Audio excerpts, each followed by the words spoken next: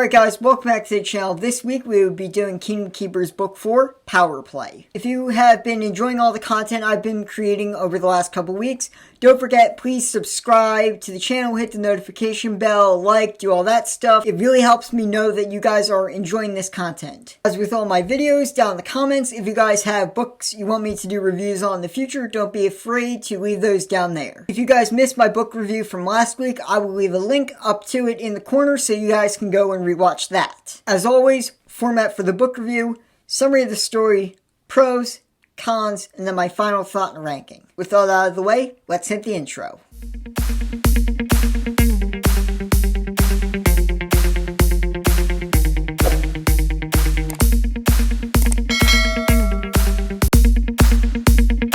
So, several months after the last book, Whane has completely gone missing. No one's heard from him, just like the book. But finally, Whane reaches out to Philby and warns him that the Overtakers are back and that it's time for the Kingdom Keepers to go back into action. This time around, the Overtakers have actually gotten extremely smart with their plan this time. Their plan this time is to cross each kid over one by one so that their sleeping bodies in the real world stay in SPS permanently. That's also not the only new thing that Overtakers have come up with. They've actually started to recruit kids outside the parks to fight the Kingdom Keepers in the real world, which I think is just genius.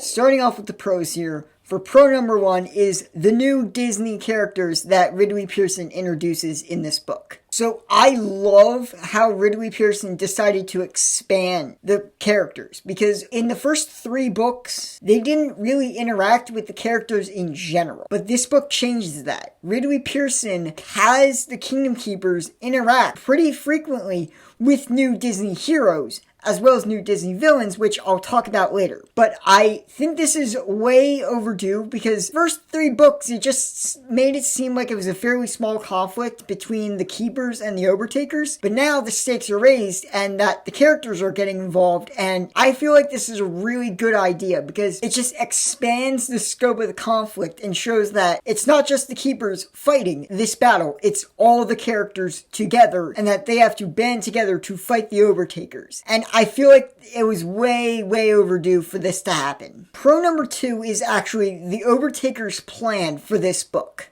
So, like I said earlier, I find this the best of Overtaker plans so far. Of the Keepers over one by one, so that their outside bodies are completely just stuck in SPS forever is absolutely genius. I love the idea the Overtakers have finally gotten smart. The other plans, they were typical Disney villain plans. But no, the plan for this book is actually really sinister and really smart. Not only the crossing over thing, but also involving the Overtaker kids. I also feel like that is a great idea because the Disney villains are more or less limited to the park. If they have the Overtaker kids, they can strike at the Keepers wherever they are outside the parks. And I find that absolutely genius because now it's more psychological warfare. The Keepers cannot know who's part of the Overtakers and who's not. And it is an awesome, just psychological battle within this book.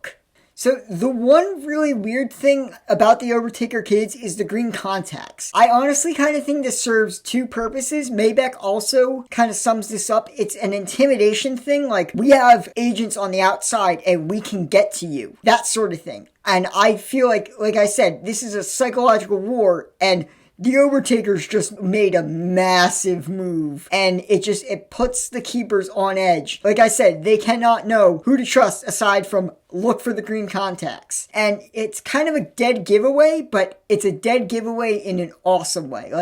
Like I said, we have your number and we can strike you wherever.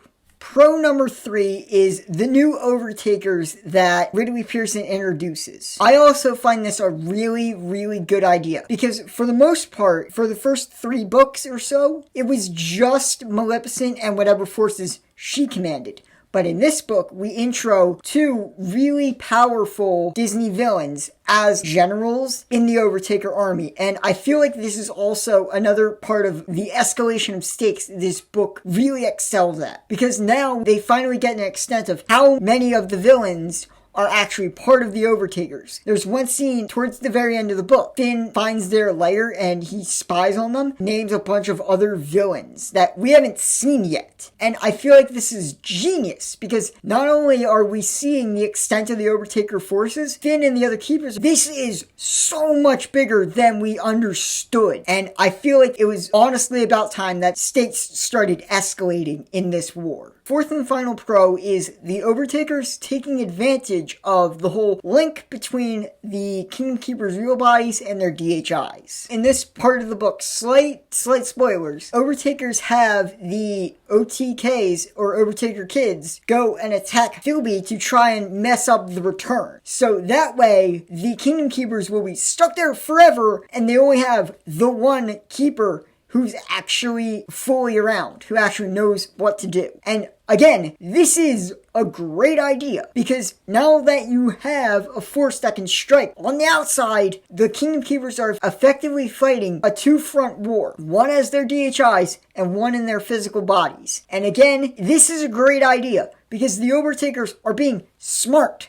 They're not being their own cartoon self. They're being smart about this. They know if they take out Philby, hit their ability to return, they are stuck, and that's it. They're done. They cannot threaten them anymore. It is a great idea. Again, I think in this book, the Kingdom Keepers have completely underestimated the sheer numbers of the Overtakers and the Overtakers' sheer audacity and just ability to fight this war. And it is awesome to see that the Overtakers are actually taking this war seriously and are willing to put all this effort into taking out the Keepers no matter what.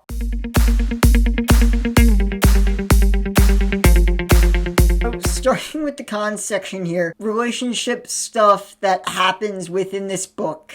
So for me, this is a kind of a weird book because on the one hand, as far as the DHI front goes, I love all that stuff. But as far as like the real world stuff, I don't love what Pearson does in this book because a lot of it is a love-based thing, and I get it. All these characters have been through a lot, and there would have been a lot of times where they had to work together, and chemistry would have built, and it makes sense to me. But again, I feel like he can focus a lot less on that stuff and more on other things, are more effective story-wise and won't just be super cliche. I mean, I know it's Disney. I feel like Kingdom Keepers doesn't need a cliche love story and stuff to stand on its own. The DHI stuff stands on its own really well. Keep the love story out of this as much as possible. You can still have it, don't get me wrong, but keep it to a minimum. That's my one big complaint about this book. A lot of it is relationship stuff, and I'm not necessarily fond of that stuff. And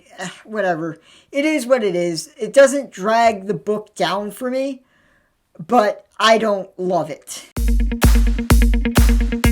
Final thought and ranking here. I love this book for all just the pure escalation that this really war in this series takes. It expands and we just start to understand the true scope of this conflict. And I feel like it was really, really about time that we did. And we got away from the plans of the Overtakers from the past. And we really start building this conflict into what it can really be, which is an all-out war for the Disney parks. And I love it. I love how the Overtakers have gotten really smart and starting to use other things aside from their own magic with the Overtaker kids, and they're taking advantage of their vulnerability. And I feel like that's a great idea, and it was really about time that this series took the next step forward. So I'm going to give Kingdom Keepers Power Play an 8 out of 10. Alright guys, thank you so much for making it to the end of the video. It really means a lot that you guys are watching this. If you guys have been enjoying this content, don't forget,